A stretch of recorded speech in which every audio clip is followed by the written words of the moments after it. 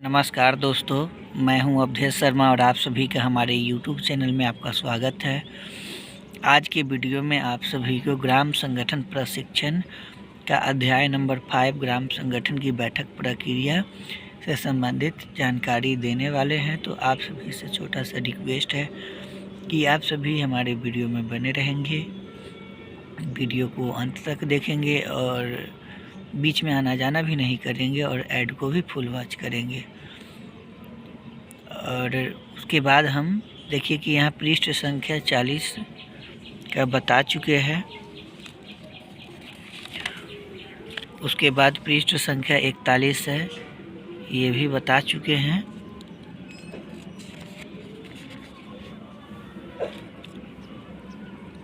उसके बाद है पृष्ठ संख्या 42, तो 42 भी बता चुके हैं।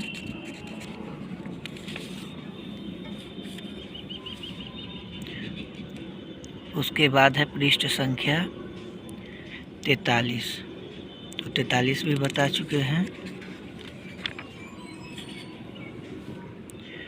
उसके बाद है 44, तो 44 भी बता चुके हैं। अब हमको 45 से बताना है।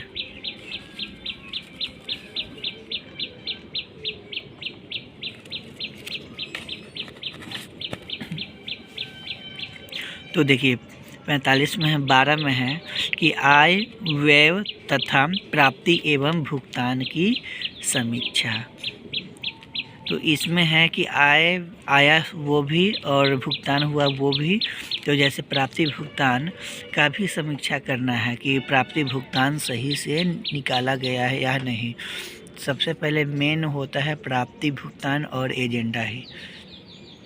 अगर प्राप्ति भुगतान आपका सही है तो सब सही है, नहीं तो बहुत मुश्किल हो जाता है, मतलब पता भी नहीं चलेगा और एक जगह जहाँ मिस हुआ तो वो पूरा ही मिस होते चल जाता है। तो इसलिए इसका ग्राम संगठन प्रशिक्षण में इसका आय व्यय ग्राम संगठन की बैठक प्रक्रिया में आय व्यय भी का भी जानकारी लिया जाता है, जिसका समीक्षा किया जाता है। तो यहाँ देखिए जीविका मित्र के द्वारा वह गत माह का आय व्यय प्राप्त एवं भुगतान का विवरण बनाकर ग्राम संगठन की बैठक में प्रस्तुत की जाएगी तथा इनकी समीक्षा ग्राम संगठन के द्वारा की जाएगी। जैसे कि जो जीविका मित्र है तो वो प्रत्येक माह का जो आय व्यय प्राप्ति भुगतान का विवरण जो मासिक प्रतिवेदन में भरकर ग्राम संगठन में प्रस्तुत करेंगी। मासिक प्रतिवेदन प्रस्तुत करेंगी तो उनका समीक्षा किया जाएगा। उसके बाद है कि इस प्रणाली से ग्राम संगठन की आर्थिक स्थिति की जानकारी मिलेगी, मतलब उसमें क्या लेन देन हुआ उसका आर्थिक स्थिति का भी जानकारी मिलेगा। अब देखिए कि यहाँ ग्राम संगठन का बैठक हो रहा है। यहाँ बैंक से निकासी करने समूह की दीदी लोग गई हुई है। अब इसमें देखिए कि सामाजिक मुद्दे पर क्या चर्चा करना है। ग्राम संगठन समूह या गांव के विभिन्न मुद्दों पर चर्चा करते हुए तथा उसमें से आवश्यकता अनुसार किसी एक मुद्दे को निर्धारित कर उसके निराकरण के लिए कुछ दिनों तक उस पर अमल के बाद दूसरे मुद्दे को अपनाया जाता है। उसी पहले वाले मुद्दे को प्रत्येक बैठक की समीक्षा कर अगले महीने के लिए कार्य योजना की जाती है। जैसे कि ग्राम संगठन में या किसी गांव के मुद्दे पर मतलब किसी विषय पर मतलब चर्चा होता है जो आवश्यकता अनुसार है, तो उस मुद्दे को निराकरण जब तक मतलब सॉल्व नहीं हो तब तक उस पर अच्छे से अमल भी करना चाहिए और दूसरे मुद्दे को नहीं अपनाना चाहिए। पहले वाले ही मुद्दे को क्या है कि कार्य योजना अगले माह के लिए भी तैयार किया जाएगा उस मुद्दे पे बात करने के लिए। यहाँ है सरकारी की योजना एवं उनकी सेवाएं। तो यहाँ देखिए नई नई सरकारी योजनाओं एवं उनकी सेवाओं द्वारा मिलने वाले लाभों की जानकारी देना तथा उनसे अपने सदस्य को लाभान्वित करवाना, जैसे वृद्धा पेंशन, विधवा पेंशन या नरेगा इत्यादि। जैसे कि किसी भी तरह का नई सरकारी योजनाएं आता है तो उस विषय पर ग्राम संगठन में मतलब उस मुद्दे पे चर्चा करना है और उनकी वो जो सेवाएं हैं वो अपने सदस्य तक जानकारी पहुंचाकर तथा उनको लाभ दिलवाना है। जैसे में वृद्धा पेंशन हो, विधवा पेंशन हो और नरेगा हो। उसके बाद है यहाँ की जीविका परियोजना द्वारा विभिन्न योजनाओं की जानकारी देकर इसके क्रियान्वयन के माध्यम से सदस्यों को लाभ दिलवाना। जैसे कि जीविका परियोजना द्वारा इसमें बहुत तरह का जो फंड आता है तो वो सभी योजनाओं का जानकारी भी देना है और उसका आवेदन तैयार कर उनसे उस सदस्य को लाभ भी दिलवाना है, यानी फंड मंगवा कर। अब है कि बैठक की समाप्ति। बैठक की समाप्ति कैसे होता है तो उसके बाद है कि जीविका मित्र द्वारा बैठक में की गई सभी चर्चाओं का बैठक के अंत में सभी सदस्यों को पढ़कर सुनाएंगे तथा सभी सदस्य का हस्ताक्षर प्राप्त कर किताब प्रतिनिधियों को सौंप देंगे।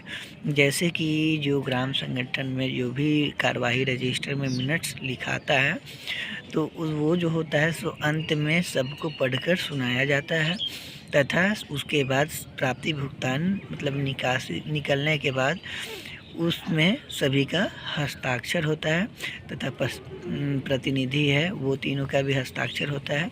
उसके बाद जो सचिव जो है उन जो किताब का लेखा जोखा रखती हैं उनके पास सौंप दिया जाता है।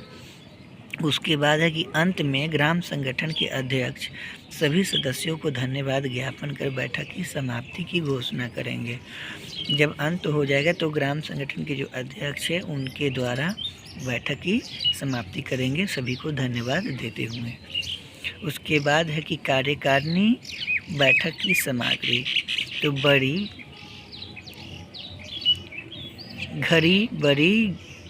घंटी प्रतिनिधियों को नेम प्लेट, प्रत्येक समूह के नाम से नेम प्लेट, पानी का बोतल, ब्लैक बोर्ड, खल्ली, मार्कर, चटाई, प्लेन पेपर, ग्राम संगठन का रजिस्टर, इंक, पैडर, मोहर। यहाँ देखिए क्या बोल रहा है, कार्यकारिणी बैठक सामग्री में क्या क्या होना चाहिए। घड़ी होना चाहिए बड़ी वाला, घंटी होना चाहिए, प्रतिनिधियों का नेम प्लेट, जो प्रतिनिधि है उनका मतलब नेम प्लेट होना चाहिए और प्रत्येक समूह के नाम से भी प्लेट, पानी का बोतल, ब्लैक बोर्ड, खल्ली, मार्कर, चटाई, प्लेन पेपर, ग्राम संगठन का रजिस्टर, इंक, पैड, मोहर रहना चाहिए।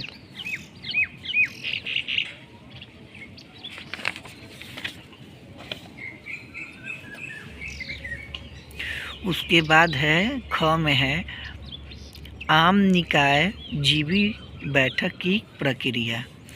जीबी बैठक का प्रक्रिया क्या है वो समझिए।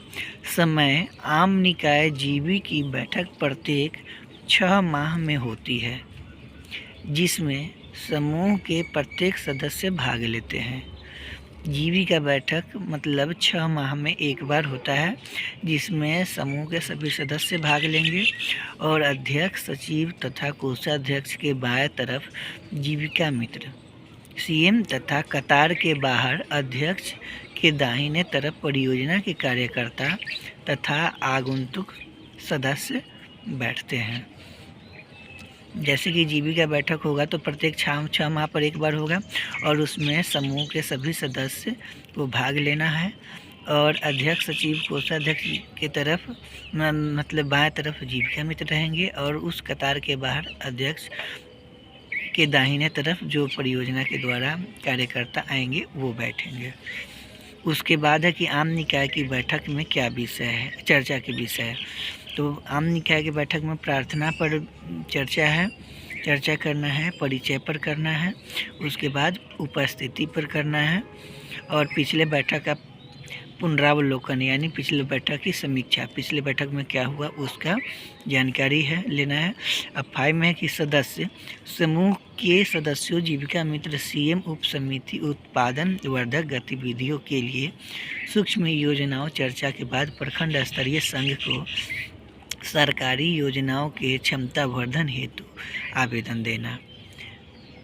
उसमें ये भी चर्चा करना है कि जो सदस्य समूह के सदस्य है तो जीविका मित्र जो उपसमितियों उत्पादन वर्धक और गतिविधियों के लिए सूक्ष्म योजना पर जो चर्चा हुआ था वो प्रखंड स्तरीय संघ को देना और उससे क्षमता वर्धन हेतु आवेदन देना, मतलब अपने ग्राम संगठन को क्षमता वर्धन बढ़ाने के लिए आवेदन देना।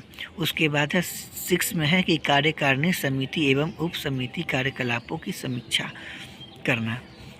तो यहाँ देखिए कि सामाजिक अंकेक्षण उप समिति, सामाजिक अंकेक्षण उप समिति का करना है। उसके बाद ऋण वसूली उप समिति का करना है। उसके बाद बैंक संपर्क उप समिति का करना है, सामाजिक उप समिति का करना है और खरीदारी उप समिति का करना है। तो उप समिति देखिए कि कितना हो गया, 5 उप समिति हो गई।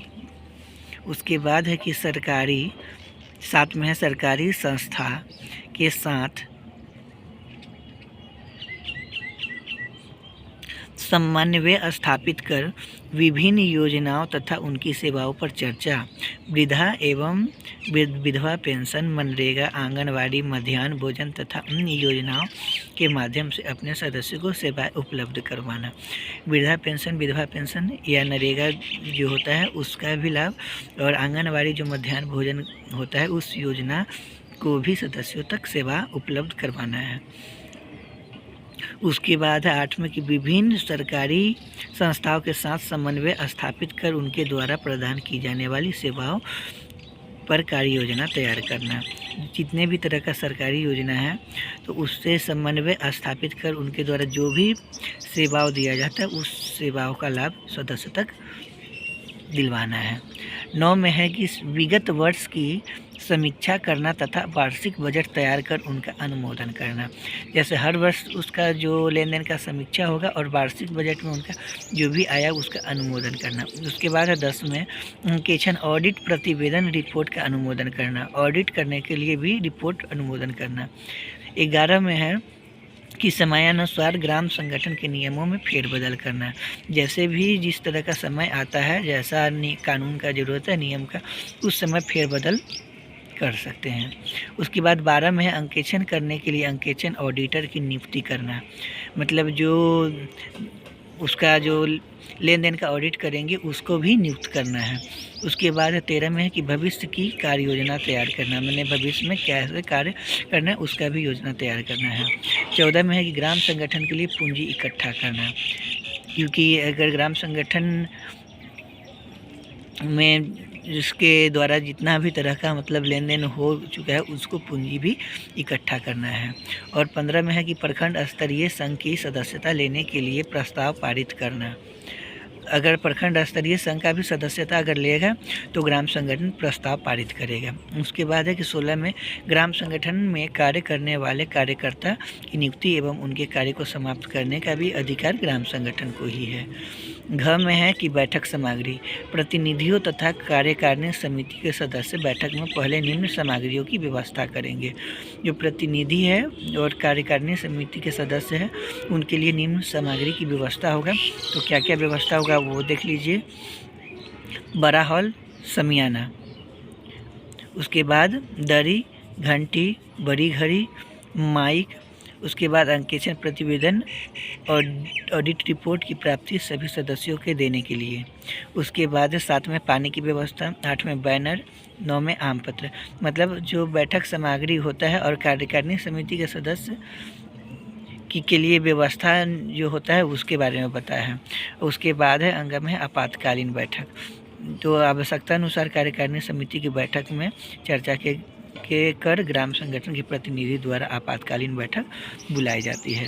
अब चलिए, तो अब इसके बाद वीडियो पूरा समाप्त होता है और ये जो अध्याय नंबर है वो अध्याय भी समाप्त होता है। तो देखिए अध्याय नंबर 5 ग्राम संगठन की बैठक प्रक्रिया पूरा क्लोज हो गया।